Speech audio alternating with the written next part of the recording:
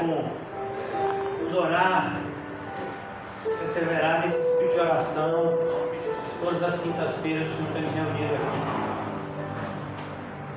Desse espírito de estarmos em oração uns pelos outros. Obrigado, Pai, mais uma vez nos proporcionar esse reencontro contigo, com os nossos irmãos, em teu nome. Só o Senhor sabe como a nossa alma necessita, Senhor, de momentos como esse. Chegamos aqui como a costa anseia por água. Obrigado, Deus, por nos presentear com a tua santa presença, com a tua palavra, com a comunhão bendita entre irmãos que se amam em espírito e verdade. Obrigado, Deus.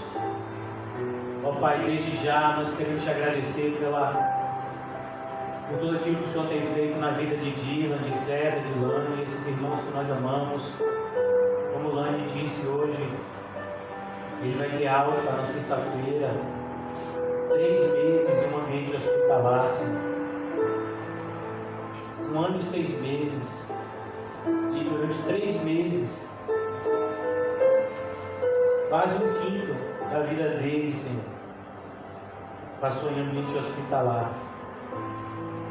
Mas nós sabemos que todas as coisas cooperam para o bem, Senhor. Momentos assim nós vemos como a tua graça é poderosa de nos alegrar, mesmo nos momentos mais adversos, nas circunstâncias mais difíceis. O Senhor nos alegra, nos conforta, nos consola, nos guia, nos protege, nos provisiona. Obrigado, Deus. Abençoa a irmã Osana, Deus, o tratamento que ela está fazendo. Abençoa ela, Deus, restabelece a saúde dela, que possamos ter muitos verões ainda, pregando o teu evangelho e alcançando os perdidos para a tua glória, Senhor. Ó Deus, abençoa a vida da irmã Cláudia, a vida do irmão Quinho, que ainda estão de Covid. Ajuda eles, Senhor, a terem a saúde restabelecida, possam estar em breve de novo conosco no convívio santo. Ó Deus, abençoa a vida dos nossos irmãos. Seu Leão, que está passando por cirurgias, 2 cirurgias nos olhos. Ajuda ele, Senhor, não somente na área física, mas na área espiritual. Pois nós sabemos como é difícil ficar tanto tempo quando ele está à luz da igreja. Ó Deus, abençoa a irmã Gisele, a pequena Helena. Como nós amamos essas irmãs, Senhor, sem conhecê-las face a face, mas amamos em espírito e em verdade, no amor de Cristo. Abençoa elas, Senhor. Abençoa, meu Deus, o teu povo. Traz a nós cada vez mais um arrependimento sincero e verdadeiro, para que possamos andar nos teus caminhos, brilhando a tua luz, levando, meu Deus, aqueles que estão em trevas para a luz, como teus servos, Senhor. Nos ajuda, Senhor, no serviço que temos que prestar, que possamos fazer, Deus, com fidelidade, diligência e, acima de tudo, amor. Ajuda-nos no nosso encontro de hoje a sentirmos a tua presença, Senhor, e sermos avivados para toda boa obra. Em nome de Jesus, amém e graças a Deus. Amém, irmãos? Deus é bom. Vamos abrir as nossas Bíblias em 2 Coríntios, capítulo 4. Vamos dar continuidade à exposição que nós temos feito nessa carta do apóstolo Paulo a essa igreja que trouxe tanta alegria, tanta tristeza ao mesmo tempo. E normalmente é assim que acontece, irmãos. Certa feita perguntaram ao pastor como andava a igreja que ele pastoreava. Ele disse: vai mais ou menos, vai mal, vai muito bem. E diante daquela resposta tão enigmática, perguntaram para ele o porquê dessa resposta. Ele disse: porque a igreja é formada de pessoas. Existem pessoas na igreja que estão muito mal, que é perceptível que não foram regenerados. Existem pessoas na igreja que infelizmente estão parando, estão mais ou menos, estão mornos. Mas existem irmãos que estão aquecidos do Espírito, estão andando cheios do Espírito Santo, estão brilhando a luz de Cristo. Então a igreja é formada sempre de pessoas. E quando eu falo isso, irmãos, eu quero cada vez mais despertar a nossa responsabilidade individual. Nós estamos em um coletivo, mas um coletivo que é afetado pelo nosso individual. A gente tem sempre que pensar, se todo mundo orasse como eu, como andaria a igreja? Se todo mundo lesse a Bíblia como eu, se todo mundo tivesse as atitudes que eu tenho, como estaria a igreja hoje? Essa é a nossa responsabilidade, de estarmos cada vez mais nos entregando a essa vontade bendita do Senhor nas nossas vidas. Então hoje eu vou continuar expondo a vocês 2 Coríntios 4, e o título da nossa mensagem é justamente mostrar algo que durante muito tempo a gente não compreende. Necessário um pouco de maturidade. Como Deus onipotente usa homens fracos. E o título da nossa mensagem é justamente a grande força dos fracos. A gente vai perceber que, se você olhar, por exemplo, para a vida de Davi, a maior vitória de Davi, ele obteve enquanto ele ainda era apenas um adolescente, que não via nem chegar na fase adulta. E ele ganhou de um gigante que estava colocando terror em toda uma nação. E a gente vai ver o apóstolo Paulo delineando isso. Por quê? Porque nós vivemos uma sociedade muito próxima à realidade de Coríntios na época de Paulo. O irmão José falou até para a gente na terça-feira sobre os sofistas. Os sofistas, irmãos, eles eram filósofos, oradores, e eles tinham uma maneira de pregar, uma maneira de viver muito parecida com algo que tem se tornado extremamente comum. Às vezes a gente pensa que é moderno, né?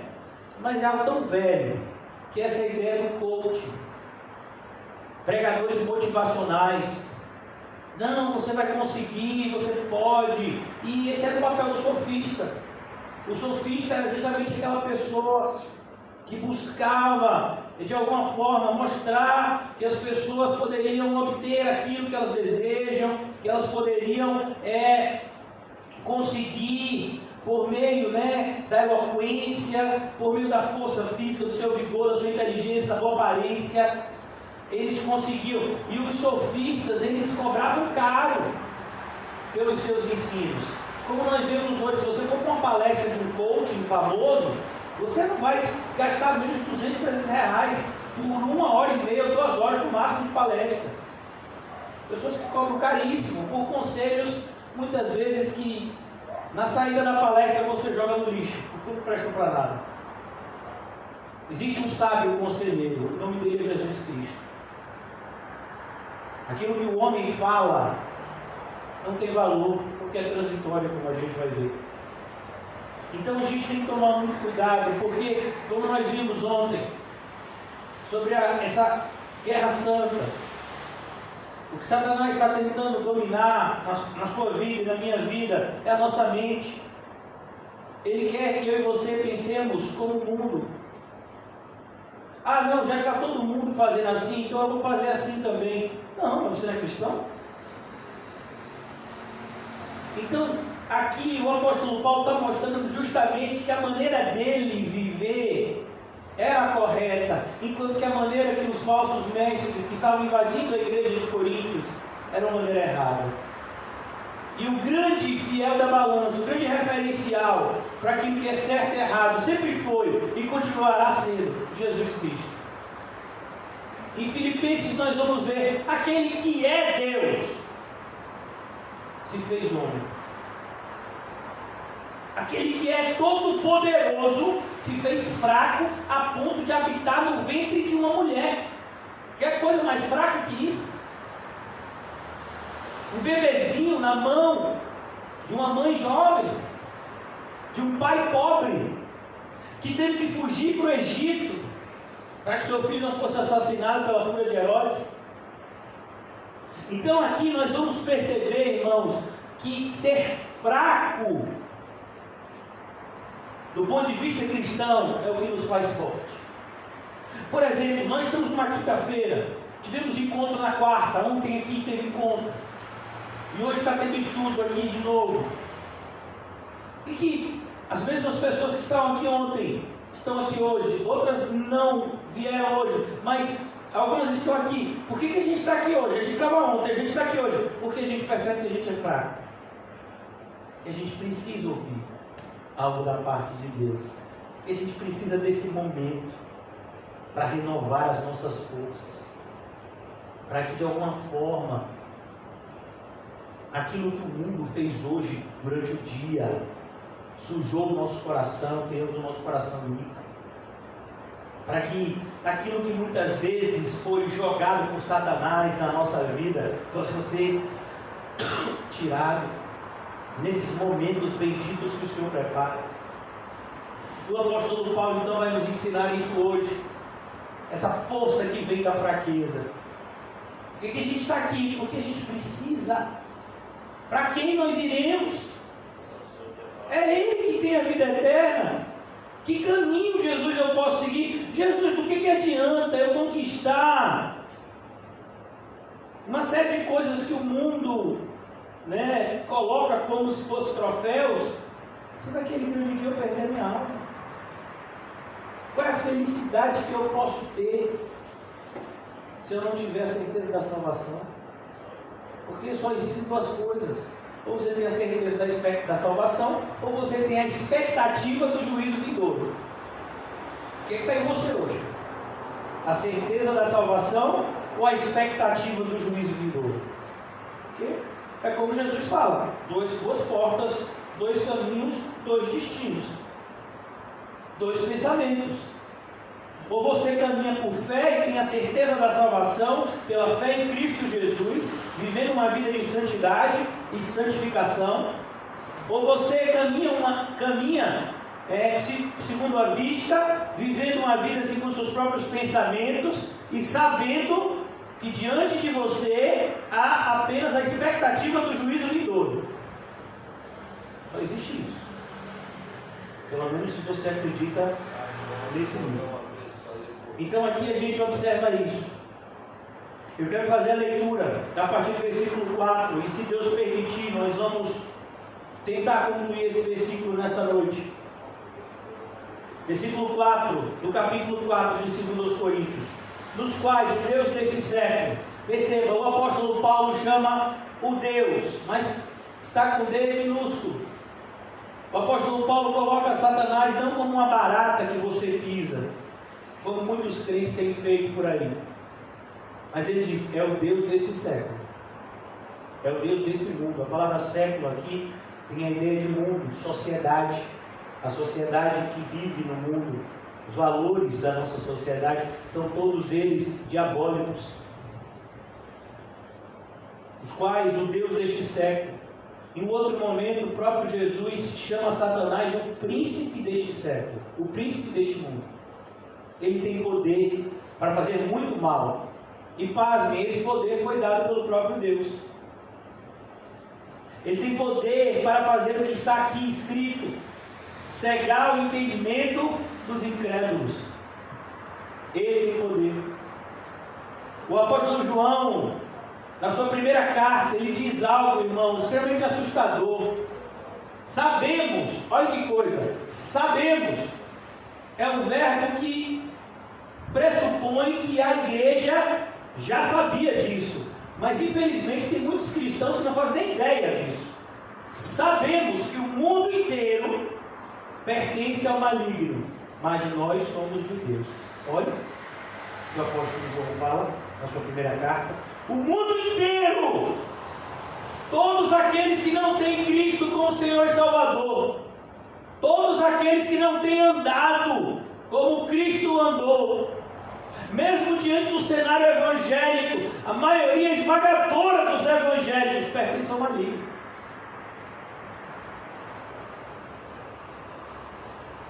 Ele cega o entendimento.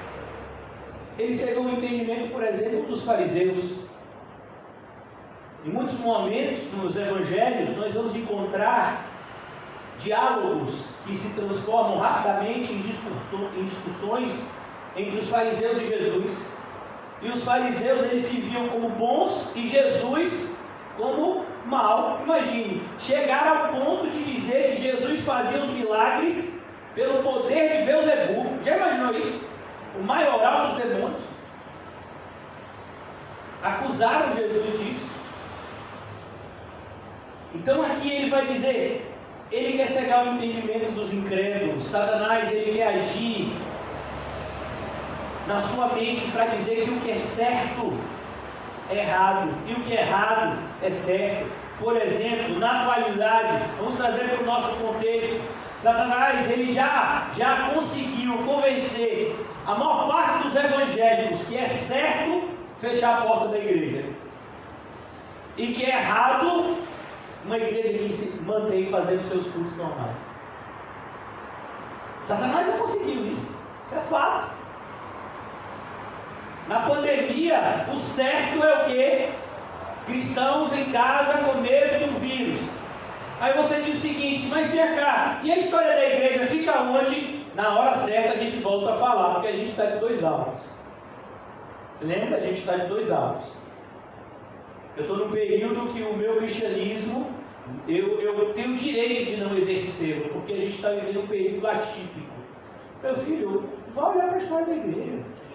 Os cristãos sempre foram perseguidos, os cristãos sempre foram mal vistos, malquistos, mas eles sempre tiveram um imperativo dentro deles, vontade de estarem juntos. Quando você via os cristãos sendo comidos por leões, tem até cenas, de filmes, eles estavam juntos. E José falou sobre isso recentemente, orando, algumas vezes até louvando. Então a gente tem que tomar muito cuidado para que a gente não perca o foco, porque Satanás quer cegar o entendimento dos incrédulos. E qual é o propósito? De manter as pessoas cegas, para que não lhes resplandeça a luz do Evangelho. O Evangelho, ele vem como luz, trazer vista ao cego, trazer iluminação. É como se você não conseguisse enxergar algo, e quando a luz ilumina, você consegue enxergar as coisas claramente. Eu sou um pecador, Jesus é o meu Salvador, eu preciso, portanto, viver no caminho que Jesus propõe para mim. E eu tenho que renunciar às minhas próprias vontades para isso, como nós vimos ontem. Que não adianta nada ficar falando, se a nossa vida, quem disse isso foi um pregador do passado chamado Jonathan Edwards, que muitas vezes nós destruímos com a nossa mão aquilo que construímos com os lábios. Ah, Jesus salva, Jesus é isso, verdadeiro evangelho, sim. E como é que está a sua vida? E aí, como é que está? Pessoas que se dizem cristãs estão anos sem falar com o irmão, com a irmã. Se eles quiserem deixar de falar comigo, eles deixam. Eu perdoo todo mundo e tenho que amar todo mundo. Eu tenho que ser assim. Não é opcional. Então aqui ele diz, para que não lhes resplandeça a luz do Evangelho, da glória de Cristo. O Evangelho glorifica a Cristo. O Evangelho traz glória a Cristo, porque mostra ao mundo inteiro que há um único Deus Salvador, há um único Deus verdadeiro, há um único Deus que é amor. Ele não tem amor, Ele é amor. É como disse um teólogo do passado, faleceu em 2017, R.C. Sproul. Ele tem uma pregação no YouTube assim, muito boa, de 7 minutos. E no intertício, durante essa pregação, ele está falando e ele diz: Buda não morreu por você, Maomé não morreu por você, Madre Teresa de Calcutá não morreu por você, Paulo, Pedro não morreram por você. Jesus é que morreu por nós. Então aqui é importante a gente entender como o Evangelho glorifica Cristo. O Evangelho é Cristo dando a sua vida por nós, pecadores, e nos fazendo amá-lo, e nos torna, e nos faz ficar, ter uma vida muitas vezes onde nós nos sentimos constrangidos por tanto amor. Meu Deus, eu já fiz tanta coisa e o Senhor me ama ainda. Como o Senhor pode amar um ser como eu? É como uma mulher perguntou para Spurgeon: Spurgeon, tem uma parte aqui da Bíblia que eu não estou entendendo, que o Senhor me explicasse, é pastor da igreja, só ele. Eu não consigo entender como Deus pôde odiar aquela parte de Romanos, que Deus amou a Jacó e rejeitou a Esaú. Como Deus pôde rejeitar Esaú, sendo que Esaú ainda era um bebê? Spurgeon disse: eu não tenho nenhum problema em entender como ele rejeitou Esaú. Meu problema é entender como ele amou Jacó. Como é que ele pode amar um camarada daquele? Né? Jacó, um homem daquele, que mentiu, que enganou. Então, a ideia aqui na Bíblia é justamente essa, irmãos. Como o Evangelho glorifica o Senhor. Por isso que Paulo, antes de falar isso, ele faz uma apresentação no capítulo 3, falando sobre o aroma do Evangelho. Cheiro de vida, cheiro de morte. Então ele diz: por que não nos pregamos? E ele vai dizendo: o Evangelho, a luz do Evangelho da glória de Cristo, o qual é a imagem de Deus. Essa ideia aqui é maravilhosa, porque os próprios apóstolos, em um determinado momento, tiveram dúvida. Filipe foi até Jesus e disse: Jesus, a gente já está há 3 anos aqui com o Senhor, mostra-nos o Pai. Jesus disse: mas Filipe, eu estou tendo esse tempo todo com você, você ainda não entendeu que eu e o Pai somos um. Você olha para mim, você está vendo o Pai.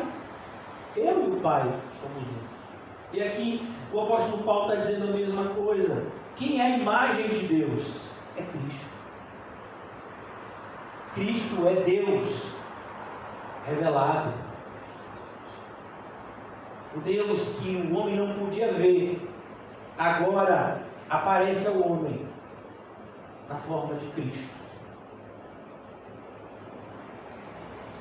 Versículo 5, o apóstolo Paulo começa a traçar essa diferença tão grande que existe e que facilmente, por qualquer pessoa que tenha um pouco de seriedade no estudo da palavra de Deus, facilmente detecta a ação dos falsos mestres. Porque não nos pregamos a nós mesmos. Olha que coisa, essa é a diferença. Nós não pregamos a nós mesmos. Nós não somos filósofos, sofistas. Nós não estamos aqui para dar lição acerca da nossa própria vida. Não, nós somos homens fracos, pecadores que fomos alcançados por Deus e que, se hoje vivemos uma vida diferente, uma vida de santidade, é graças à graça de Deus. Então que o Senhor nos ajude a cada vez mais olharmos para Cristo, porque não nos pregamos a nós mesmos. Não tem que pregar nós, é Cristo, é a palavra. Você vai em igrejas hoje onde as pessoas dão testemunhos: porque eu fiz e aconteci, eu matei, eu roubei, não sei o quê. No final diz: aí eu vi Cristo, e ele não é. Poxa, por que isso? Eu vim aqui para ouvir isso. E na minha igreja era assim. Pra você ter ideia, eu vi 3 vezes o testemunho daquele que foi cantor do Olodum, como é o nome dele? Pierre Onassis, e que agora parece que ele nem crente mais parece que voltou atrás, já descretou, né? Eu ouvi 3 vezes o testemunho dele. Ele só falava de coisa errada. Aí no final dizia: aí eu tive uma experiência, me converti e pronto, acabou. Aí eu orava, acabou o culto. 3 vezes isso na igreja que eu congregava. E você vai ver isso em tantas igrejas hoje. Tem uma igreja na Barra mesmo que lotou quando ia dar o testemunho daquele ex-Raimundo. Você que hoje parece que é pastor, né? Aí lota, como foi que a curiosidade das pessoas está ímpias? Porque querem ver uma pessoa que é famosa ou que foi famosa. Pode ser não. Você veio aqui falar para saber da vida de Paulo, você bateu no lugar errado. Eu estou aqui para falar de Jesus. Spurgeon, que foi um homem muito famoso na sua geração, mas nunca permitiu que a fama entrasse no seu coração. Ele começava todos os cultos dele, quase sempre com a mesma frase: eu vim essa noite aqui pregar a vocês acerca do meu Jesus.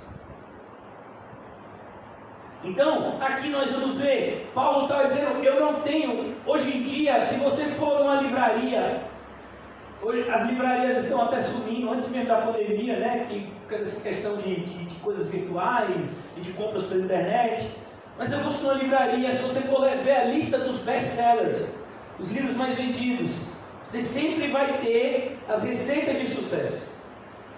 Entre a lista dos 10 mais vendidos, sempre lá 10 formas de você se tornar uma mãe melhor, 5 formas de você ser um empresário de sucesso. Tem até livro escrito por pastor que está ensinando alguma coisa para você se dar bem. Isso é o sofismo. Regras de sucesso. E eles cobram caro por isso. Eles dizem, ó, eu tenho uma forma de fazer com que a sua vida... Não sei se vocês percebem isso no YouTube. Antes da gente, quando você clica para ver um vídeo, né? Sempre tem aqueles vídeos que tem aquelas... Pelo menos para mim, quando eu entro. Eu vou ensinar vocês a ganhar milhões na internet, no computador em casa. Há pouco tempo atrás, eu vi um desses jovens dizendo, eu não tinha nada, eu estava embaixo da ponte, agora ele para cá, ele mostra no computador um número que pode se fazer. Faço mesmo no PowerPoint, aquela página ali. Olha, só de hoje eu ganhei 20 mil, eu tenho 500 mil em aplicações. E tem gente que acredita nisso. Será que é tão fácil assim ganhar dinheiro? Por que é todo mundo pobre, então, na maioria? Se é tão fácil assim ganhar dinheiro, como esse jovem da internet está falando. Isso não é novo, irmão, isso é velho. É isso que Paulo está combatendo. Essas receitas de sucesso que invadem a igreja. Como você aproveitar o seu tempo na pandemia. Livros para você ler enquanto você estiver em isolamento. Então tem sempre essas receitas. Paulo diz, eu não faço isso. Eu não vim aqui para dar receita de bolo para ninguém. Eu não vim para dizer para você me seguir, Paulo. Eu vim para você me seguir porque eu estou seguindo a Cristo. Paulo vai dizer isso em 1 Coríntios. Sejam meus imitadores, porque eu imito a Cristo. Então aqui ele diz, não nos pregamos a nós mesmos, a gente tem nada aqui a dizer acerca da gente, a não ser que somos pecadores, e que fomos alcançados pela graça, e que se hoje vivemos vidas diferentes, como ele disse na carta aos Efésios, aquele que roubava, não roube mais, antes trabalhe, para ter como acudir necessidade, porque um ladrão de repente se transforma em um homem trabalhador que ajuda o necessitado. Uma pessoa que subtraía dos outros, agora está trabalhando para ajudar necessitados. Quem faz isso com o homem? Só Deus. Então é isso que Paulo está dizendo. Esse é o poder. O poder de Deus é visto não quando Deus criou o sol, a terra, mas quando Deus transforma pecadores. Esse é o poder de Deus. Pessoas que nós vimos no passado fazendo coisas e de repente no futuro, no presente, vemos agindo de outra forma. Certo? Rapaz, ninguém poderia mudar essa pessoa, só Deus. O que é assustador, o que assustou, por exemplo, aquelas pessoas que estavam em Gadara, foi quando eles viram um endemoniado, sentado, vestido, agindo como uma pessoa normal. O que aconteceu? Ninguém consegue parar esse homem. Esse homem fica se rasgando, se machucando com pedra, a gente amarra ele com cordas, ele lasca as cordas. O que aconteceu? O poder de Deus. Ele se transformou no primeiro missionário. Ele queria ir com Jesus, Jesus então volta e fala aos teus o que Deus fez. Então aqui Paulo fala, porque não nos pregamos a nós mesmos, mas Cristo Jesus como Senhor. Cristo Jesus como Senhor, como Quírios, como aquele que manda. Por que você viveu hoje o seu dia dessa forma? nas suas escolhas foi visto o senhorio de Cristo? Você fez as escolhas hoje baseado naquilo que agradaria a Cristo? É isso que é ter Ele como Senhor. A maioria das pessoas que veem Cristo como Salvador rejeitam Ele como Senhor. Ah, Cristo me salvou. Ah, Cristo me salvou. A graça me alcançou. E aí, como é que está a sua vida? Ah, na minha vida está normal, eu faço isso. Como assim?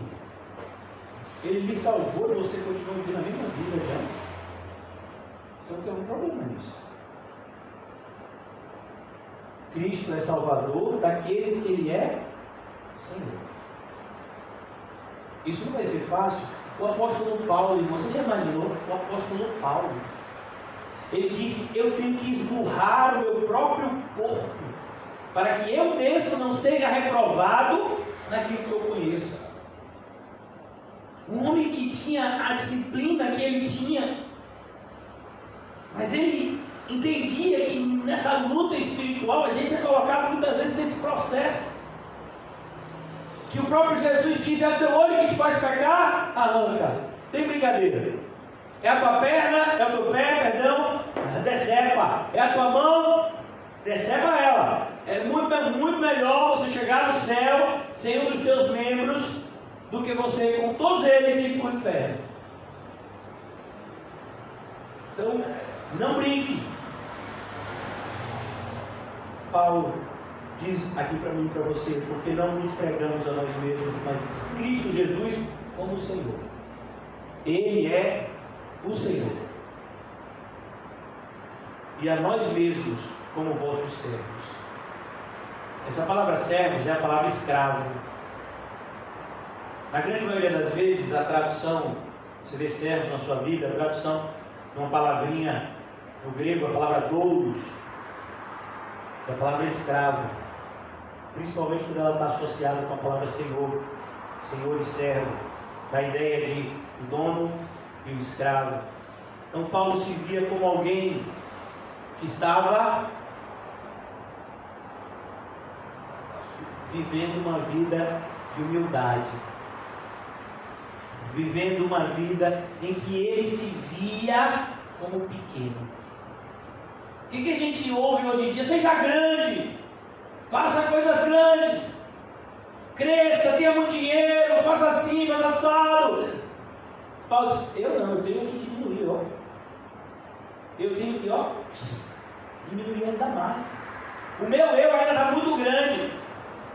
O meu orgulho ainda está muito grande. O meu egoísmo ainda está muito alto. O meu egocentrismo ainda está muito alto. Eu preciso diminuir mais ainda. Eu preciso cada vez mais olhar no espelho e dizer: você é um escravo, Saulo.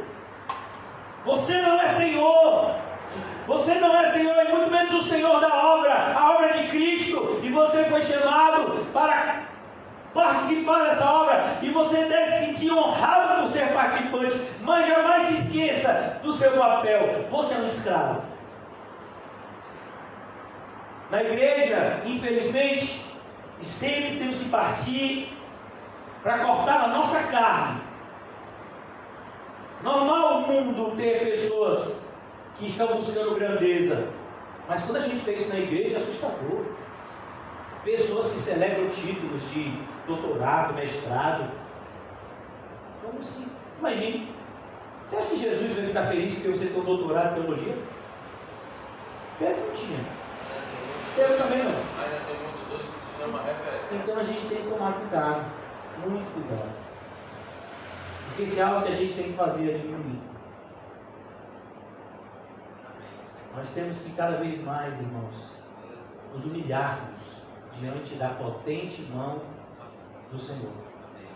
A igreja está cheia de gente que acha que tem uma série de direitos. Deixa eu dizer uma coisa: quando você entrou por aquela porta, e quando eu falo porta, entenda a porta como Cristo. Cristo disse que a gente deveria renunciar a tudo, qual é o direito que você tem. Por isso que quando o irmão José ensinou para a gente na terça-feira: fique feliz, não te tratarem mal, e mentindo, falarem um monte de coisa ao seu respeito. Fizeram isso com os profetas que vieram antes de vocês. Grande é o vosso galardão no céu.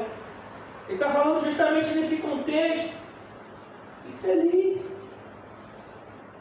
Porque você já renunciou a tudo, de maneira que qualquer coisa que faça por você, você já renunciou a isso antes. Pelo menos deveria. Então ele diz: e a nós mesmos, como vossos servos, por amor de Jesus. Perceba, eu só posso amar ao próximo se eu amar Jesus acima de tudo e todos. Por isso que esse amor que é pregado em grande parte da cristandade hoje é um falso amor. Um amor fora de Cristo é um amor mentiroso. Ah, eu amo muito você, eu vou ajudar você. Sim, e Cristo mandou fazer o quê nessa situação? Ah não, irmãos, a gente tem que ler a Bíblia, mas o importante é o amor. Mas que amor?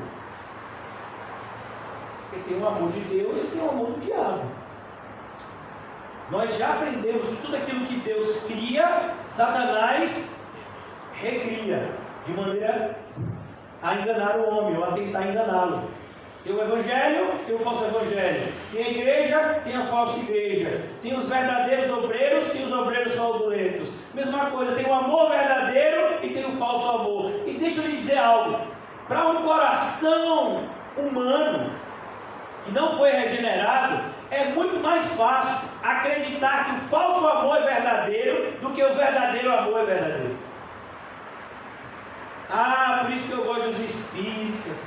Eles só fazem ajudar, não perguntam nada. Ah, por isso que eu gosto de fulano de tal, porque fulano de tal me ajuda. É mesmo. E nunca lhe repreendeu, então não lhe ama. Nunca disse a verdade na sua face, que você está indo para o inferno desse jeito, então porque não lhe ama. O amor verdadeiro é demonstrado na pessoa de Cristo, que não, como eu disse, que não tem amor, ele é amor.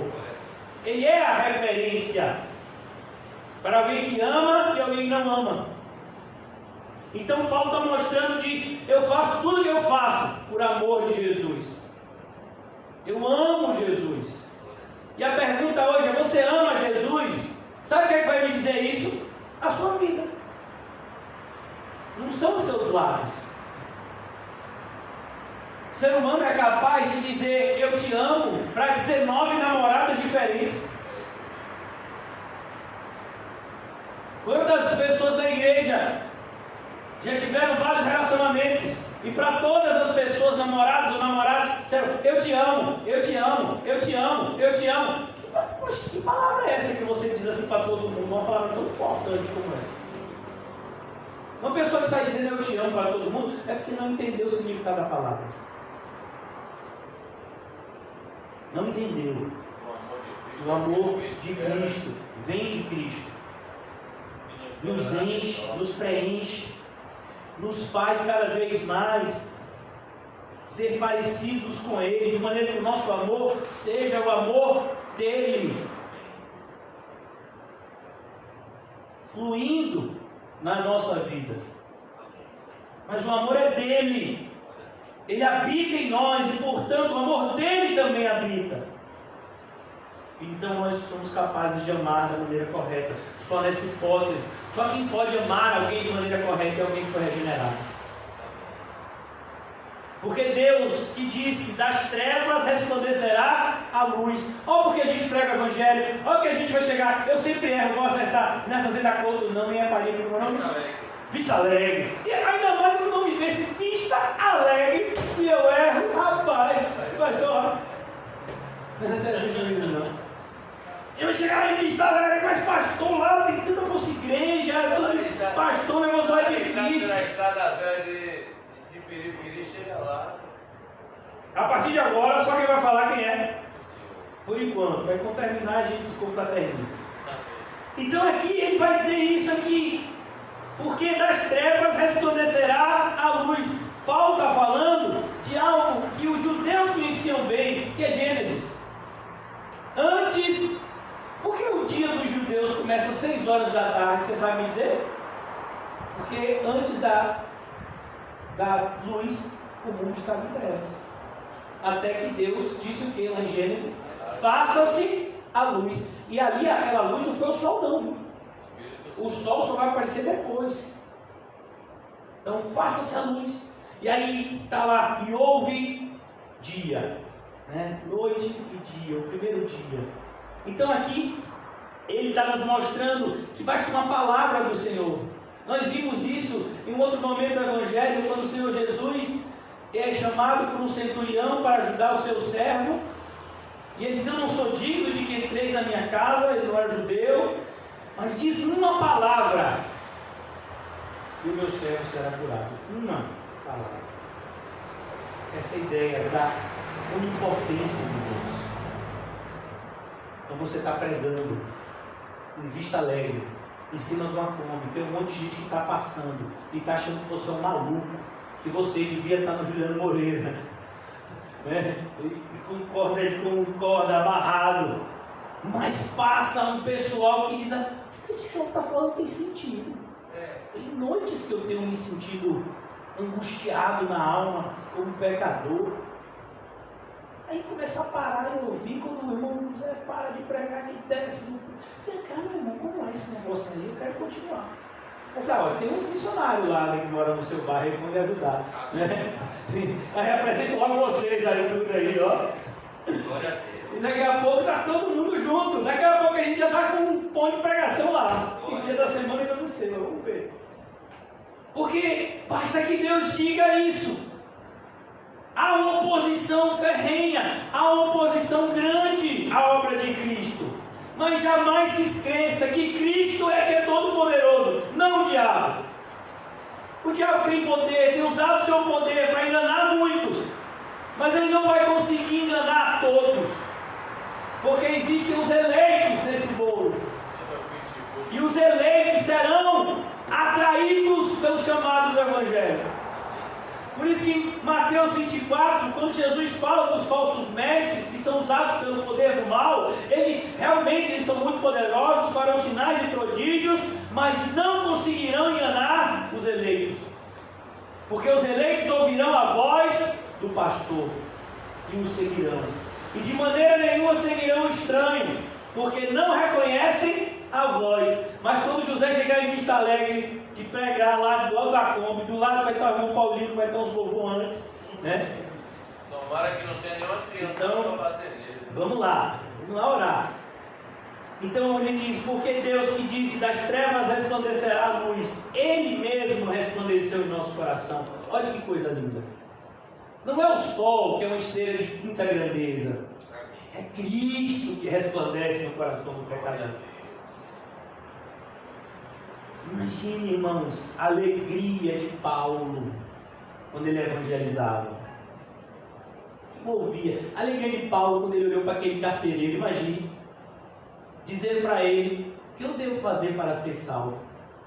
Isso é agora que eu vou lhe falar. Até eu acho que as feridas pararam de doer, porque só vão começar a cuidar das feridas de Paulo depois que ele evangeliza e batiza o pessoal. E quando o carcereiro e a família dele: o que eu devo fazer para ser salvo? Pode ser: é agora, meu filho, venha, chega aqui, eu vou explicar o plano de Deus para a sua vida. Toda a família daquele homem foi alcançada. Uma mulher de condição na cidade de Filipos, antes um pouco dessa experiência do carcereiro, Lídia.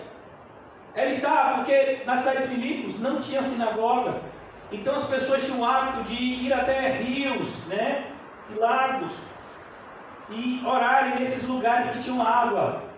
Era um hábito antigo.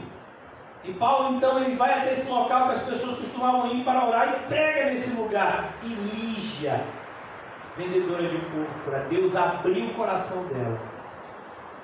E ela começa a rogar para Paulo e para a comitiva dele: se vocês me acham digna, ficai em minha casa. Olha que coisa.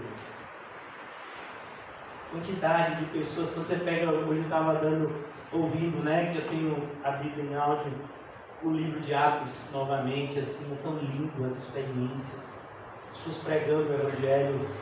Por que não tem conversões hoje em dia como tinha antigamente? Porque a gente não prega nem vive como antigamente. Vamos lá, voltar, vamos pregar e viver como antigamente? O Espírito Santo é o mesmo. A gente fala de Vista Alegre, mas a gente nunca foi lá. Está na hora da gente começar a botar o joelho no chão, parar com isso. Quantas vezes, quantos meses eu orei por Cosme de Farias, nós estamos lá já há um tempo. Eu estou orando já há um tempo. Esse propósito, a gente evangelizar de forma mais agressiva. Como está escrito lá em 2 Pedro 3, apressando a vinda do Senhor. É assim que o cristão vive. Reunindo os tempos, entendendo, não, eu não vou viver as próximas 24 horas desperdiçando o meu dia. Eu vou aproveitar cada segundo do meu dia para glorificar o meu Senhor e apressar a sua vinda. Maravilha, encontrar-se daqui a 24 horas a gente encontra um eleito de Deus e ele está sentado ali do seu lado, conversando das coisas do alto, como é cristão com cristão e não da seção de baixo. Então é isso que ele está falando aqui. É assim que a gente evangeliza, porque a gente sabe que o Deus Todo-Poderoso aqui nos acompanha, porque foi Ele que nos comissionou, Cristo Jesus, e disse: todo poder me foi entregue no céu e na terra. Eu vou estar com vocês nessa missão. Vocês não estão sozinhos. Principalmente aqui na cidade de Corinto, se você for ver lá em Atos, quando mostra o período que Paulo esteve em Corinto, teve um período que Paulo ficou muito desestimulado, a ponto de pensar em ir para outros lugares. E o Senhor Jesus apareceu a Paulo e disse: Paulo, fale, não te cales, porque eu tenho muitos meus nessa cidade. Essa verdade é para nós. Na cidade de Salvador existem milhões de pessoas. E dentre essas milhões de pessoas que moram nessa nossa cidade, existem alguns que são de Cristo. É a nossa missão encontrá-los por meio da pregação do Evangelho. E não ficar com medo do Covid. Porque Deus está nos protegendo de coisas muito piores. Não nos protegerá de um vírus. E se por acaso o vírus chegar a tal ponto de nos matar, então é porque chegou a nossa hora. Se a gente sabe que os nossos dias estão todos contados, isso é ser crente, irmãos. Que não pode é viver nessa incongruência. Que as pessoas dizem que são crentes, mas ao mesmo tempo está todo mundo com medo de morrer. Oh, mas você não é crente? Você não confia em Deus? Não, mas está escrito: faça por ti que de lá eu te ajudarei. Tá não, meu filho, tem isso escrito na Bíblia não. Pelo menos na de Deus não está. Na de Deus está escrito: entrega os teus caminhos ao Senhor e confia nele, e no mais, tudo ele fará. Na de Deus está assim. Então Paulo cria isso. Das trevas resplandecerá a luz. Ele mesmo, Cristo Jesus, resplandeceu em nosso coração. Se você é crente em Jesus hoje, foi porque Ele brilhou aí dentro. Dentro de você existe uma luz, que mesmo que você não enxergue, porque ela se discerne espiritualmente, ela está aí dentro. Porque aquele que acendeu de tal forma que ninguém pode apagar. Muitos podem tentar enfraquecê-la, mas apagar ninguém consegue. Porque aquele que acendeu é mais poderoso que todos. Então ele diz: resplandeceu em nosso coração. Para a iluminação, olha o que ele diz: para a iluminação do quê? Do conhecimento. O que é que Satanás quer cegar? O entendimento, o conhecimento. O que a iluminação do Senhor faz? Traz a nós conhecimento da glória de Deus na face de Cristo. Você e eu precisamos cada vez mais conhecer a Deus e as suas promessas. Conhecer a verdadeira história e não a história que o mundo quer que cremos. Conhecer o que de fato Deus tem para o seu povo e não o que os falsos mestres estão ensinando. Ah não, seu casamento é muito importante. A coisa mais importante da sua vida é a família. Olha o dedinho. Seu casamento tem que glorificar a Deus, mas a coisa mais importante na vida do cristão é Cristo. É Cristo. É por isso que tantas pessoas se sentem hoje em dia incompletas. A maioria das pessoas está como um náufrago, que começa, depois de muitos dias, a beber a água do mar para matar a sede. E a gente sabe que a água do mar não mata a sede, só desidrata a gente mais rápido, para morrer mais rápido. Tem muita gente fazendo isso. É como disse Jeremias, disse o Senhor Deus por meio de Jeremias: o meu povo fez 2 pecados, me abandonou e cavou para si cisternas rotas que não podem reter água. O que é uma cisterna, irmãos? No nosso linguajar, é uma caixa d'água. Uma caixa d'água. Para qual é o objetivo da caixa d'água? Quando não tiver água na embasa, quando a embasa cortar a água por algum motivo, né? E tem bairros que isso até é comum, infelizmente, toda hora. Só tem água de tal a tal hora. Imagine o sofrimento de algumas pessoas, irmãos nossos. Então, a pessoa tem a caixa d'água. Agora imagine a caixa d'água furada. Na hora que você vai lá, abre o chuveiro, você já para economizar, você já até passou sabão antes para economizar água. Quando você abre, não cai a água. Rapaz, nós temos que fazer a comida, mas não tem água. Por quê? Quando vai olhar, sobe no telhado, a caixa d'água está o quê? Rachada. Toda a água que entrava nela estava se esvaindo e a pessoa não percebeu. Agora imagine isso no ambiente de deserto. Cavaram para si cisternas rotas que não podem reter água. Mas como é que você abandona um manancial de água viva para cavar cisterna rota? É o que mais as pessoas têm feito na igreja. Procurando propósito para a sua vida. Deus já designou o propósito da sua vida. É glorificá-lo por meio de conhecê-lo e fazê-lo conhecido. Faça isso e você se sentirá pleno. Busque mais de Deus. Eu não sei você, irmãos, mas desde que eu voltei, né, da minha experiência de quase morte, estou com uma fome de Deus, irmão. Sabe, passo quase a totalidade do meu dia vindo pregações, lendo livros, orando, ligando para irmão, mandando mensagem. Não sei se vocês viram como eu tenho colocado bem mais coisas no Facebook.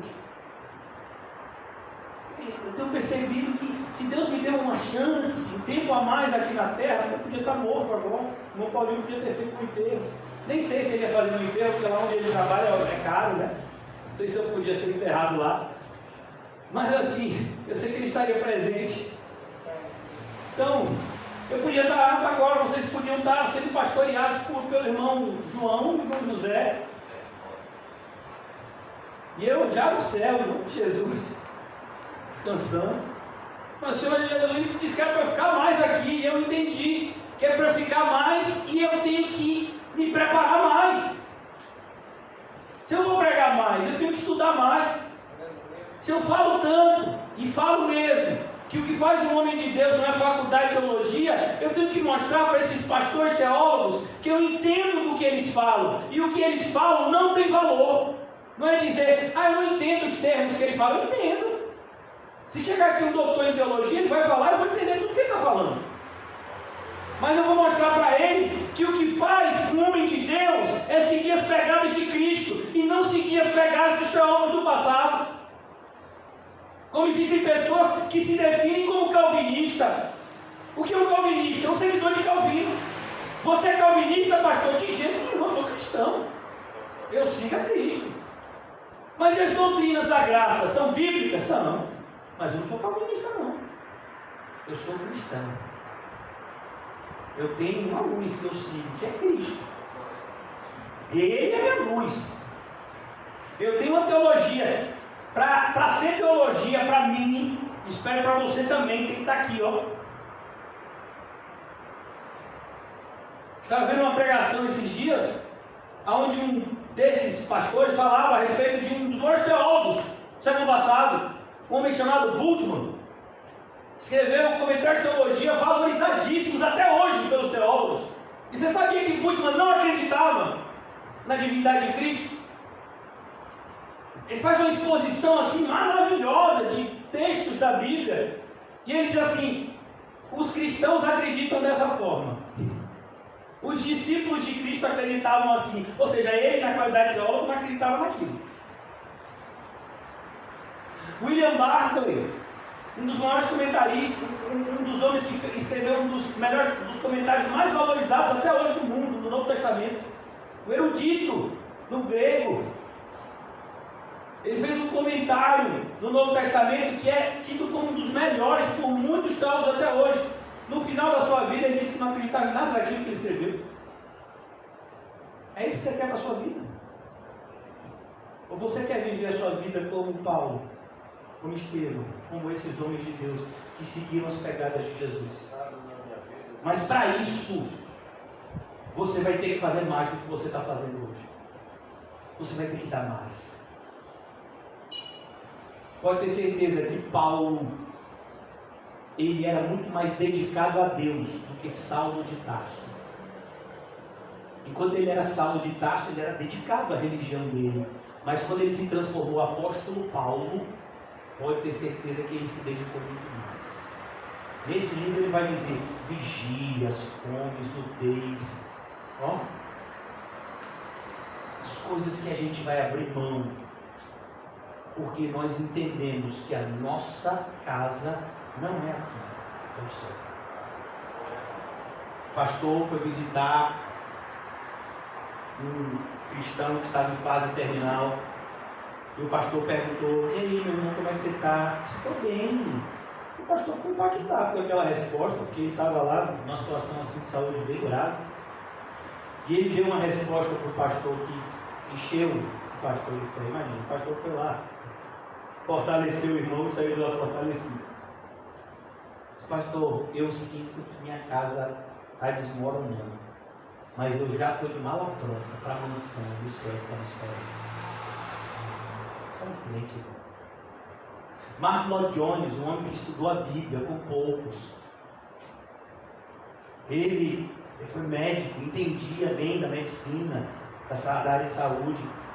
Antes, ele abdicou da medicina para seguir a área pastoral, ser pastor de uma igreja pequenininha lá no País de Gales, se não me engano.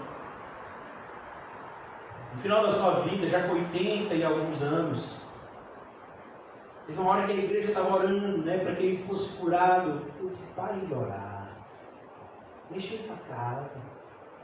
O que é isso, irmão? São crentes. Aí você vem hoje e diz: pastor, eu estou com medo de ir para a igreja por causa do Covid. Mas, então como é que pode ir? Não dá. Não dá. Não dá para você olhar para o passado da igreja, a história desses homens e mulheres. Eu não quero errar o nome, mas no documentário Espelho dos Mártires, vocês vão... Eu já vi aquele documentário umas 30 vezes, no mínimo, e quero ver mais ainda, preciso. Tem uma mulher, isso está na história, em livros e livros que tratam sobre os assuntos da história da igreja. Existia uma mulher chamada Perpétua. Ela tinha 7 filhos. Imagine, os 7 filhos foram assassinados na frente dela para negar Cristo. E ela não negou a Cristo. Você já imaginou? Os 7 filhos assassinados na frente dela. No final, o algoz lá, que estava lá para matar ela, olhando para a fé daquela mulher, ele se sentiu tão com medo que ele não conseguia matar ela. Tava só, não foi Blandina não, foi Perpétua mesmo. E aí ele só conseguia cortar ela. Ela que pegou a mão do carrasco e botou na garganta para que ele conseguisse atravessar com a espada. Está lá na história. O Espelho dos Mártires tem a história de Perpétua. Aí você olha para esses cristãos e aí você olha para a cristandade hoje. Covid! Gente, o pessoal estava morrendo. Quantos milhões de cristãos você acha que morreram na época de Nero? Quem assistiu Paulo, apóstolo de Cristo, viu isso. Queimados. Vivos. Colocava piche neles e acendia eles de noite. Depois, teve uma época que faltou madeira para matar cristão. Matavam os crucificados. Teve uma época que crucificou um desses imperadores quase 5.000 cristãos de vez. Faltou madeira. Já pensou isso? E os cristãos de hoje com medo de contrair um vírus e de repente ter algum tipo de complicação. Enquanto que o verdadeiro vírus está aí se espalhando há milhares de anos, que é o pecado, contaminando a muitos. E nós temos a cura, o Evangelho que resplandece a luz. E Satanás quer cegar o seu entendimento para que você pegue a cura e guarde ela no bolso. Mas você consegue assistir tanta gente indo para o inferno. Eu não me assusto, irmãos, com os números que eu vejo, 70 mil mortos. Isso me compadece, mas não me compadece por conta da morte, porque um dia todos morreremos. O que me compadece é saber que a maior parte desses números são de pessoas que estão no inferno agora. No nosso país, o Covid já superou 70 mil mortos. Eu não sei quanto é que está hoje, porque todos os dias aumenta. Já superou 70 mil. 70 mil, quantos vocês acham que estão no inferno? A maioria esmagadora desses 70 mil. Porque eu fico mais assustado, é porque eu tento acompanhar as informações, até para passar para os irmãos. Como eu disse a vocês, eu preciso falar com firmeza e franqueza e fidelidade dos fatos, pois eu não posso ser como os outros que mentem. Então eu tenho que falar a verdade. Então muitas vezes eu tenho que me informar dos fatos. Então eu fico vendo às vezes noticiários. Outro dia eu assisti um noticiário, eu acho que é o Fantástico que está fazendo isso de vez em quando, que começa a falar dessas pessoas que morreram de Covid. Irmãos, não falaram de um crente. Eu me lembro de fulano, que ele bebia comigo aqui, era uma pessoa tão alegre. Eu me lembro de fulano, e ele fazia brincadeiras assim, assim. Eu me lembro de fulano, que morreu disso, e ele fazia assim, assim. E que tinha, e de Cristo, ninguém se lembra. E de Cristo ninguém quer nada. Irmãos, como é que a gente não percebe? A gente vive numa sociedade anti-Deus, anti-Cristo, e a gente vai ficar calado. Eu não admito uma senhora de 93 anos de idade, que passou 30 dias internada no hospital por causa de Covid, e que é dessas devotas aí de Nossa Senhora. Sabe o que foi que perguntaram para ela? O que ela queria fazer antes de chegar em casa? E na igreja pedir a Nossa Senhora obrigado por ter ficado curada. Aí tem crente que teve Covid, ficou curado do Covid. Cadê?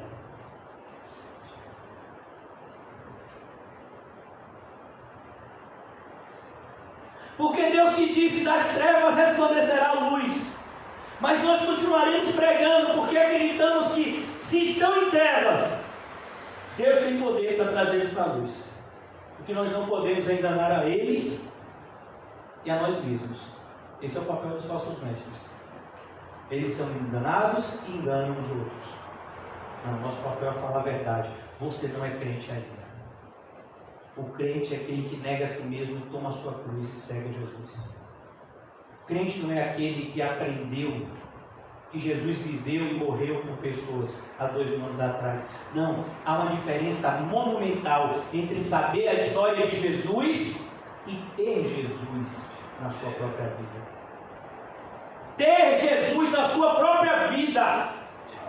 Quem é que lhe acorda? Quem é que bota você para dormir? Quem é que está do seu lado quando você tem um pesadelo? Para quem você clama quando você tem algo difícil na vida? A quem você agradece quando algo positivo acontece? Isso é ter Jesus. É entender, não somente com palavras, mas entender com a própria vida espiritual, que o viver é Cristo. Só assim o morrer é lucro. Porque se o viver não é Cristo, meu filho, o morrer não vai ser lucro não, viu? O morrer vai ser tormento. Morrer não é lucro para todo mundo. O morrer é lucro para quem tem o viver como Cristo. Então aqui ele deixa de maneira muito clara, eu já quero concluir. Temos, porém, este tesouro em vasos de barro. Você e eu somos vasos de barro. E aqui, se você for para o original grego, é o vaso mais barato que tinha. O vaso que o pessoal normalmente transportava óleo, que naquela época o óleo era o que acendia as lamparinas. Hoje em dia a gente tem luz elétrica, e aí às vezes a gente lê aqui a Bíblia e está um pouco fora do nosso contexto, da nossa realidade. Então Paulo está dizendo desse vaso, que na sua grande maioria é o vaso mais barato da feira. que era usado justamente para colocar óleo. A gente conhece até às vezes como querosene, que seria a lamparina. Até no interior, até hoje tem lamparinas assim. Candeeiro, isso mesmo. Ele diz: temos porém esse tesouro. Ó, há um tesouro dentro de você. Você mesmo não vai nada. Mas tem um tesouro enorme aí dentro. Você sabia? Que isso nos dá uma grande responsabilidade. Por que você acha que Jesus contou a parábola das dracmas?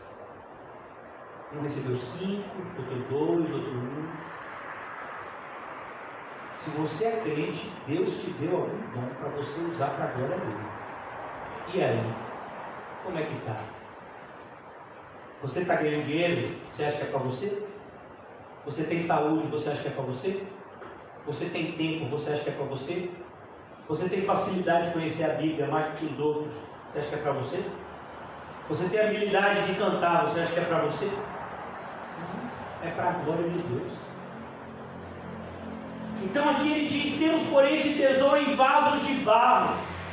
Tudo que acontece na vida de bom, tudo que acontece de bom na vida de um cristão, ele sabe que veio de Deus, desse tesouro que hoje habita em nós, chamado Espírito Santo,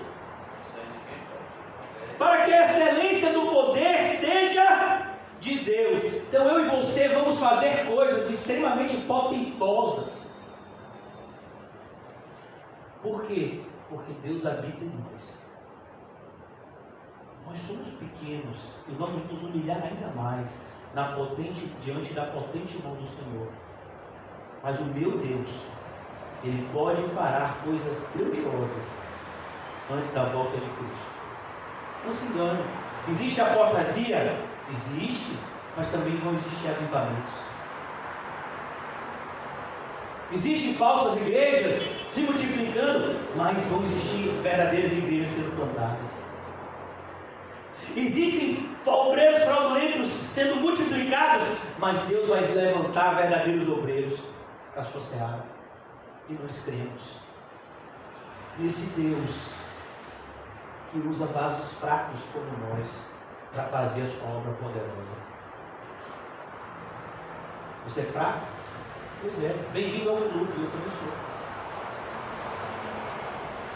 Mas Deus, o nosso Deus, é poderoso para nos usar para a sua glória. Temos, porém, este tesouro em vasos de barro, para que a excelência do poder seja de Deus e não de nós.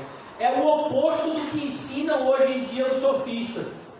Os sofistas de hoje, que são esses coaches, esses pastores coaches. O poder está em você. Decrete a sua vitória, decrete a sua cura. Você pode mais, você vai fazer mais. Deus vai te exaltar, Deus vai fazer isso. Não, nós, nada. Deus. E quando Deus fizer alguma coisa, a gente ainda bate no peito e diz: servos inúteis, só fiz aquilo que fui mandado fazer. Quer glorificar alguém? Glorifica a Deus. Ele é glorificado. José vai pregar em Vista Alegre, na CT. 100 conversões. Lá tem algum rio perto, alguma coisa assim? Tem mar perto, alguma coisa? Vai batizar no mesmo dia. João vai ter que estar junto, que João batiza. 100 conversões. A glória de quem? De Deus. Ah, não sei que pregou. Eu não. Eu nem teria ido se Cristo não tivesse me enviado. Eu nem teria ido se Cristo não tivesse me convertido. Quem seria eu sem o Espírito Santo hoje? Onde estaria eu se Cristo não me encontrasse nas trevas que eu estava e me transportasse para o seu reino de luz? De maneira que, se você quiser agradecer alguém, agradeça a Cristo. É assim que agem os verdadeiros cristãos. Jamais aceitando glória para si, porque eles sabem quem são. São fracos, vasos fracos, que o Deus Todo-Poderoso escolheu para habitar. Olha que coisa, irmão, eu fico perplexo com isso. Tem horas assim de noite que eu paro e digo: meu Deus, é verdade. Quando ele diz aqui: temos, porém, este tesouro em vasos de barro, Você é um vaso, o tesouro está dentro de você, a habitação do Espírito Santo. De maneira como eu posso viver uma vida de pecado e ficar tranquilo? Isso que é o grande terror para mim, é ver uma pessoa que se diz cristão vivendo numa vida de pecado aberto e tranquilo. Com certeza não tem o Espírito Santo, irmãos. Porque se tivesse o Espírito Santo, está muito. O Espírito Santo já tinha alertado aquela pessoa. Temos, porém, esse tesouro em vaso de barro para que a excelência do poder seja de Deus e não de nós. E aqui eu quero concluir nesse texto tão conhecido. Em tudo somos atribulados. Ó, em tudo. A gente vai pregar em Vista Alegre, mas vai ter tribulação antes, durante e depois. Em tudo. Você veio para a igreja hoje, foi fácil? Garanto que não foi. Em tudo somos atribulados. Mas é isso que torna tão legal, irmão. É isso que torna tão legal. É como José falou. Quando uma pessoa me diz assim, pastor, eu tive paz assim que isso é de Deus, porque está tudo fluindo. Sabe, está tudo dando certo. Eu digo, olha, então aí eu já me preocupei. Não, pastor, porque se quando é de Deus, assim as coisas ficam, né? As portas se abriram. Não, meu filho, quando é de Deus, em tudo somos atribulados. Paulo chegou lá em Filipos, ele tinha que evangelizar o carcereiro. Como para evangelizar o carcereiro? Como foi? Tribulação, meu filho. Prisão, açoite. Na vida dele, se acompanha ali. Ele chega em uma cidade que o pessoal chega e diz: aqueles que estão colocando o mundo de cabeça para baixo chegaram até nós. Esse pessoal vai naquela CCVE, aqueles que falam que tudo a porta aberta no período da pandemia. Eles chegaram aqui e disseram: e agora? Que valemos? Um pregador da caixa de som e agora está com a Kombi. E agora? Não valemos? Então, em tudo somos atribulados. Você vai trabalhar, meu filho, pode ter certeza que vai ter um colega ali atribulando. Oh, Deus. Você vai chegar em casa, pode ter certeza que você vai ter algum vizinho que vai lhe atribular. Você tem conta em banco, meu filho, pode ter certeza que vão lhe cobrar alguma coisa que você não comprou. E que você vai ter que ligar e dizer: olha, eu nunca pedi esse serviço. Eu disse para os irmãos, o Covid estava rolando. Quem foi que ele pegou primeiro? O pastor. Olha, porque tem que ser bíblico, meu filho. Aqui nessa igreja, até o Covid é bíblico. Quem tem que pegar primeiro? Pastor. Tem que pegar primeiro ele. E tem que quase matar, viu? Porque ele tem que zerar, tem que sofrer. Vai aprender a valorizar, viu? E aí depois que o pastor está se recuperando, ele pegou quem? O pregador. Juninho. E o pastor está lá pensando que vai voltar a pregar domingo. E José me liga na terça: ô pastor, o meu resultado é positivo. E eu já vou pregar, voltei a pregar na quarta, retrasada, não foi passado. Tudo somos atribulados, porém não angustiados. Por que a gente não se angustia na tribulação? Porque a tribulação faz a gente orar, irmão. Olha, pense num período que eu orei, foi no hospital. Ele fica lá sozinho, não tem comunicação com ninguém. O médico passa lá um dia sim, um dia não, para lhe dizer que você está quase morrendo. A tomografia diz que seu pulmão está desaparecendo. E aí? Oh Deus, está em tuas mãos aí, pai. Se o senhor quiser me levar, leva. Se quiser deixar, deixa. Você ora. Quando as coisas apertam, né, irmão? Quando as coisas de fato apertam, a gente ora. Quando a gente sente mente querido, né? Passando por uma situação difícil, quando nós estamos às vezes diante de uma situação difícil, até porque cada pessoa tem uma experiência de vida diferente, as tribulações nos fazem orar, então elas já enriqueceram nossa vida, elas nos levam para um lugar que a gente nunca deveria ter saído, que é perto de Deus. Porque um cristão, quando é atribulado, é igual a José, que já deu o exemplo, né? Ele procura manhã, como José pequenininho no shopping barra, comendo pretzel, se perdeu de manhã, não foi, meu filho? E ele estava vendo todo mundo, cadê manhã, cadê manhã, cadê manhã? Quando ele viu manhã, ele ficou tranquilo. É o cristão atribulado. Ele vai orar. Quando ele sente a presença de Deus, irmãos, aquela angústia vai embora. Por quê? Porque o nosso coração é cheio com a paz que excede todo o entendimento. Não está escrito isso em Filipenses? Está angustiado? Está passando por um momento difícil? Ore. Porque Deus vai trazer essa paz que vai tranquilizar a mente e o coração. Então ele diz: nem tudo somos atribulados, porém não angustiados, perplexos, porém não desanimados. Paulo estava fazendo um jogo de palavras no grego. No português não fica tão claro. Mas a ideia de perplexo e desanimado são palavras que elas trazem consigo um significado bem próximo. A ideia de perplexidade é de você estar sendo colocado contra uma situação, contra a parede, onde parece que não vai ter para onde ir. E aí Paulo diz: mas não desanimados, porque essa palavra desanimados é como se você perdesse o ânimo. A ideia de ânimo é fôlego. A palavra ânimo vem justamente de fôlego, de respirar. Então o que é o desanimado? É aquele que perdeu o fôlego. Ele perdeu a vontade de andar, de correr, ele não tem mais força, vigor para isso. Paulo diz: a gente fica contra a parede em muitos momentos. É como ele mesmo iniciou essa carta. Nós tivemos contra nós a sentença de morte. Nos desesperamos da nossa própria vida. Mas aí eu me lembrei que o nosso Deus é o que ressuscita os mortos. Então ele entende que em muitos momentos a gente fica perplexo com algumas situações que vão acontecer na nossa vida, que a gente não se sente muitas vezes preparado para passar por elas.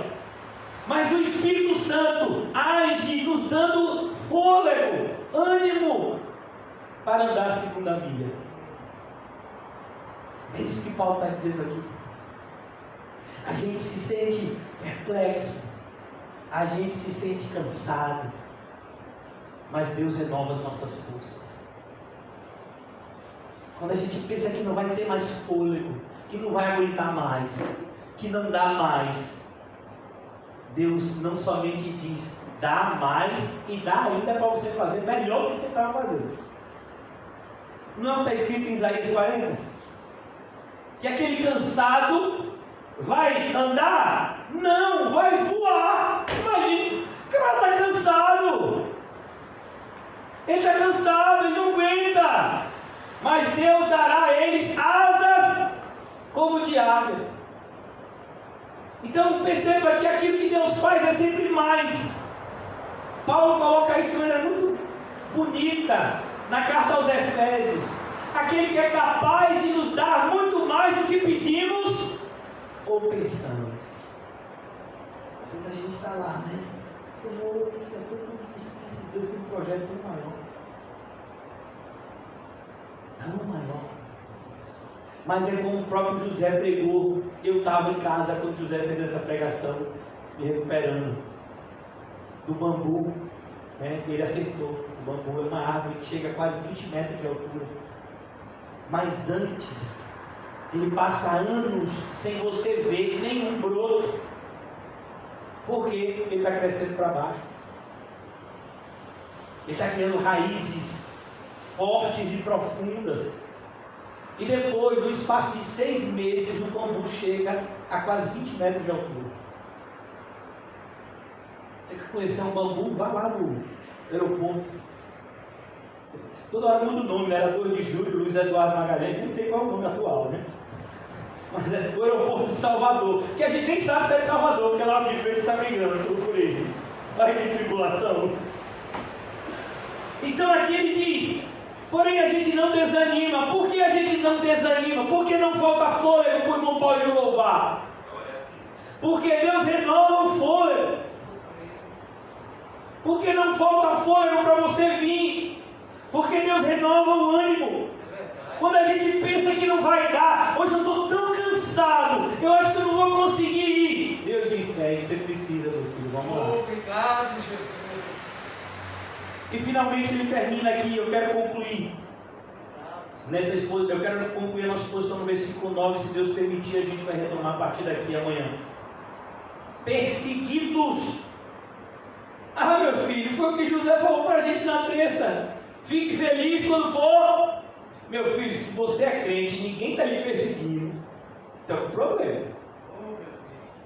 Agora tem um momento, né, meu filho, que às vezes a gente acha que é demais.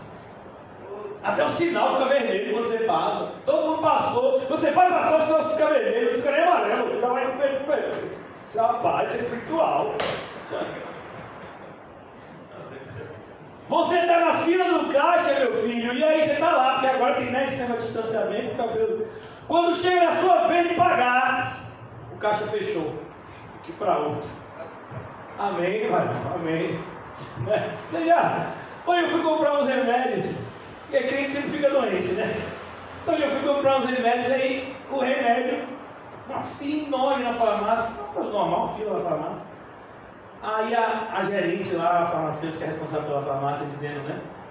A gente não entende o que aconteceu e todos os caixas entraram em um processo de reiniciação no mesmo tempo. Aí eu digo, eu entendi, sou eu que estou aqui. Eu só não falei, né? Mas eu entendi. Aí eu vim comprar remédio, é isso que dá. Aí eu fiquei lá, esperando. Você vai ser perseguido, meu filho, até por caixa eletrônico. Quando eu botei o negócio do cartãozinho lá, que eu fui digitar, cartão não reconhecido. E você tem que botar um calço embaixo para poder reconhecer o cartão. Vocês estão dando risada, mas é verdade. Você vai ser perseguido, irmão. Vai ter gente que vai olhar para você e vai dizer, eu não sei porquê, não vou com sua cara. Não sei porquê. Adianta, você tem esse cabelinho pulado aí, você nunca me enganou. Me disseram até que você parou de dar trabalho para seus pais. Mas, você não me engana, não. Você pode ter enganado ele, a mim, ó. Você também aí. Eu sei o peixe, a cor que você é, viu, peixe? Não me engana, não. Esse negócio de peixe aqui, o peixe agora mudou de cor. Eu sei, seu passado. Perseguidos. Cristão é perseguido, irmão. Você está vindo para a igreja para orar. Isso é que é responsável, cuidando do cabelo do isolamento. Sabe essa pessoa que disse que você devia estar em casa, embaixo do colchão? Ela foi no supermercado hoje 3 vezes comprar ovos. Mas você só pega Covid aonde? Na igreja. Parece que você só pega aqui. Aí você conta, meu filho, o culto não tem 10 pessoas. A igreja tem aqui quase 140 metros. Ventilação é quase impossível ter transmissão. Um álcool em gel enorme, ali todo mundo que entra. E a maioria das pessoas aqui, todo mundo de máscara, inclusive eu só tirei para pregar. Para que naquilo que falam mal de nós, fiquem envergonhados. A pessoa sai, faz um monte de coisas. Não, eu estou indo para a igreja. O cara sabe como é, né? Não, eu não sei. Imagina. Vai para tudo quanto é lugar. Mas na hora de ir para a igreja, não, na igreja é perigoso, né? E a culpa ainda é do pastor que está faregando pela internet como os outros. Você fica isso diferente. Ainda levando o coitado do Juninho nisso. É absurdo. Absurdo. Perseguidos. Não ache que as pessoas vão falar bem de você, meu filho. Se você falar a verdade para elas, muito provavelmente elas vão ficar com raiva de você. Se você falar a verdade para alguém e essa pessoa gostar do que você falou, dobra o joelho, porque é milagre. É milagre. Quando você fala a verdade para alguém, a pessoa te sorri e diz obrigado. Isso é milagre. Porque o ser humano odeia a verdade. O ser humano odeia a luz. A luz veio ao mundo. O que foi que eles fizeram com a luz? Mataram. Rejeitaram a luz. Por quê? Porque eles viviam em trevas. E eles amavam mais as trevas do que a luz. Porque as suas obras eram más. Por que você acha que somos perseguidos? Porque nós pregamos esse evangelho cristocêntrico que aponta para essa humanidade sem Deus, para essa cristandade sem Cristo. E por isso somos perseguidos. Muitas pessoas entraram e saíram da igreja porque diziam que o pastor daqui só ficava falando mal das outras igrejas evangélicas. Não, meu filho, eu quero falar bem. Agora me dê um motivo para eu falar bem. Mas você tem que me dar um motivo na Bíblia. A própria Bíblia diz que nós vivemos um tempo de grande apostasia. E essa apostasia não vai diminuir, vai crescer. As pessoas apostataram da fé, dando ouvido, espíritos enganadores e seguindo doutrinas de demônios. Perseguidos, porém não, olha que coisa linda, desamparados. Por quê? Quem é que te ampara? Jesus. Quem fez a promessa em Mateus 28? Jesus. Eu estarei com vocês até a consumação do século. Quando Estevão está sendo apedrejado pelo Sinédrio, ele está sozinho?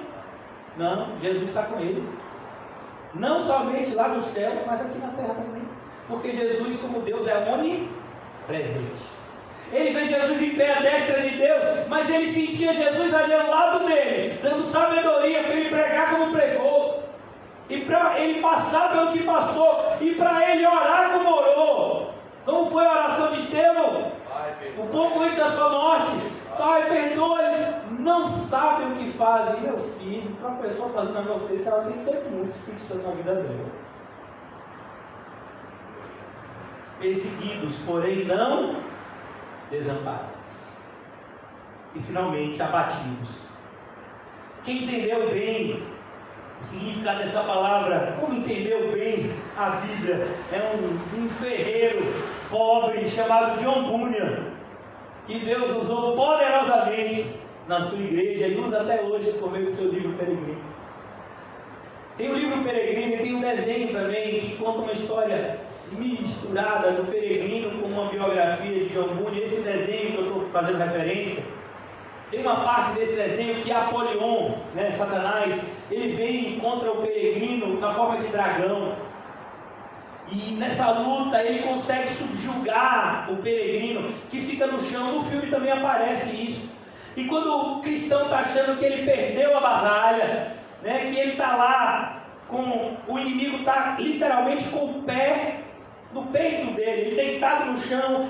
Isso é você subjugar ao máximo alguém. A pessoa está pisada lá e você pisa no peito da pessoa, como teve nos Estados Unidos, um soldado americano que pisou no pescoço de uma pessoa que veio a morrer depois, e teve uma grande confusão lá. Então a ideia de abatido é essa, é você estar completamente subjugado. Mas quando nós nos sentimos assim, Deus nos dá uma força de onde a gente não sabia que tinha força. E aí ele diz: abatidos, porém não destruídos. Se você for ver o livro e o desenho, é nesse momento o escudo já foi para um lado, o elmo já foi para o capacete já foi para outro, a espada estava assim, ele pega a espada e ele dá um único golpe em Apolion, e Apolion ferido sai correndo. Depois vem uma jovem, no sentido angelical, e dá para ele as folhas da árvore da vida, para que ele curasse as suas feridas. Às vezes tem momentos que a gente se sente abatido a esse ponto. Parece que Satanás ganhou. Parece que ele vai conseguir triunfar na nossa vida. Você tem Cristo. E isso faz toda a diferença. Eu queria terminar hoje lendo com vocês. Estou aprendendo isso com o irmão José. Vou só ler. Salmo 145. Eu fico brincando com o bichinho porque a gente tem intimidade, né? O irmão José é um dos cristãos que eu mais admiro. Salmo 145. Eu trago sempre esse versículo no meu coração e eu não poderia terminar essa noite sem ler ele na companhia dos irmãos. Salmo 145, versículo 14. O Senhor sustenta os que vacilam e apruma todos os prostrados. Acho isso tão bonito. Na versão King James, eu acho que está até um pouco diferente. Eu vou fazer a leitura aqui pela versão King James com os irmãos.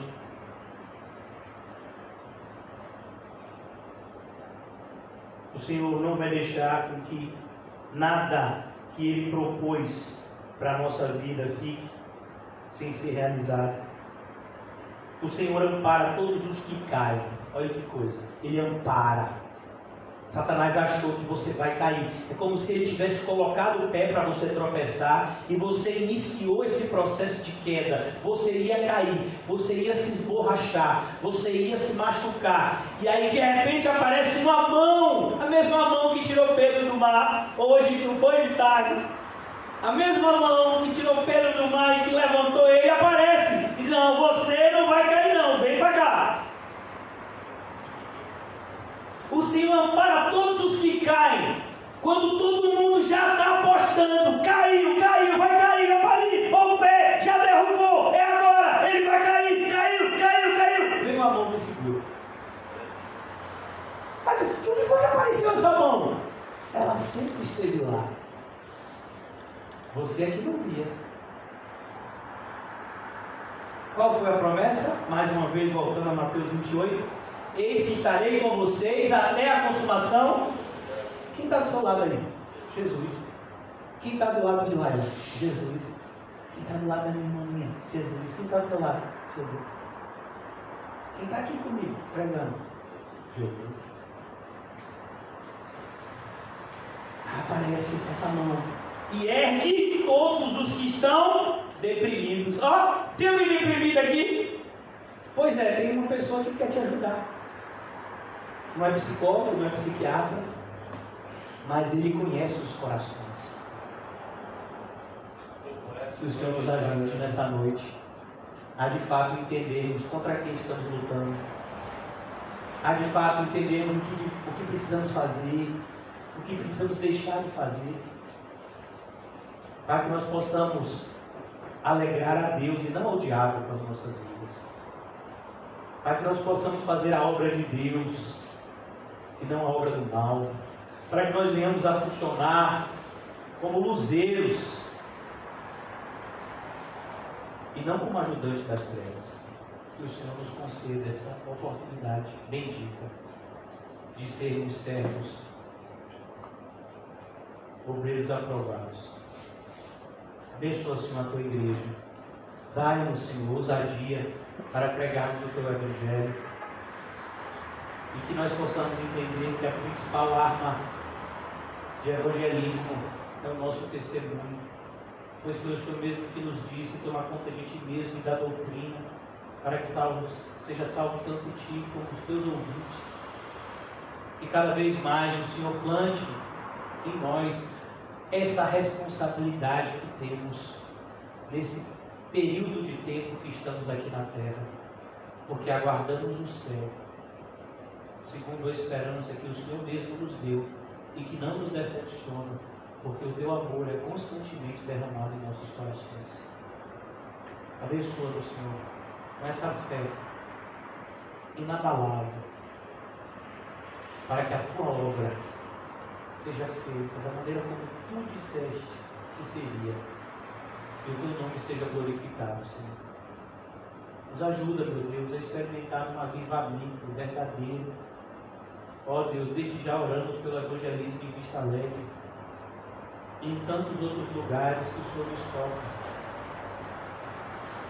Pois o Senhor disse que nós deveríamos pregar o evangelho a toda a criatura. E como disse um cristão do passado, Senhor, nós oramos.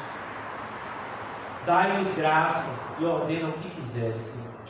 Em nome de Jesus, amém e graças a Deus. Amém, irmãos? Saúdem-se mutuamente com um olhar santo e não se esqueça de dizer para você mesmo: Deus está no controle.